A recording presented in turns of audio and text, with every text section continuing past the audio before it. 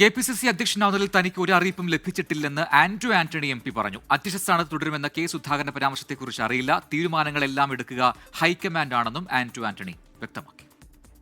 ഇങ്ങനെയുള്ള കാര്യങ്ങളെക്കുറിച്ചെല്ലാം അന്തിമമായ തീരുമാനം കൊടുക്കുന്ന കോൺഗ്രസ് ഹൈക്കമാൻഡാണ്. കോൺഗ്രസ് ഹൈക്കമാൻഡിൽ നിന്നുള്ള ഒരറിയിപ്പും എനിക്കിത് സംബന്ധമായി കിട്ടിയിട്ടില്ല. അതുകൊണ്ട് ബാക്കിയെല്ലാം പ്രചരിക്കുന്നതെല്ലാം ഊഹാപോഹങ്ങൾ മാത്രമാണ്.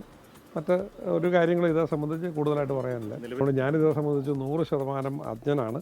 അതുകൊണ്ട് അത്ര ഒരു സാഹചര്യത്തിൽ ഇങ്ങനെയുള്ള ഒരു കാര്യത്തെക്കുറിച്ചും ഒരു പരാമർശം നടത്താൻ ഞാൻ ആഗ്രഹിക്കുന്നു.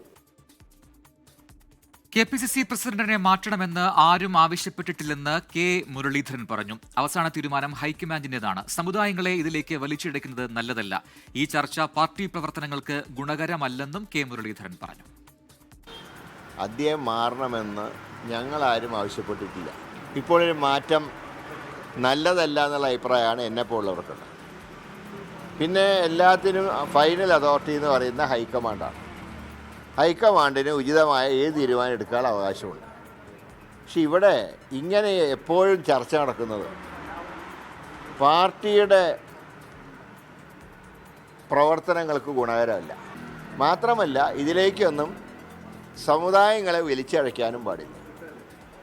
അങ്ങനെ ഏതെങ്കിലും സമുദായമൊന്നും ഒരു കാര്യത്തിൽ ഇടപെട്ടിട്ടില്ല. KPCC അധ്യക്ഷ സ്ഥാനത്തേക്ക് പരിഗണിക്കപ്പെടുന്ന ആന്റോ ആന്റണിക്കും സണ്ണി ജോസഫിനുമെതിരെ എറണാകുളം, ആലുവയിലും കളമശ്ശേരിയിലും പോസ്റ്ററുകൾ.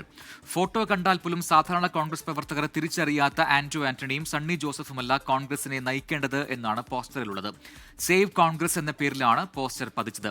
എറണാകുളം DCC വിഷയത്തിൽ പ്രതികരിച്ചിട്ടില്ല.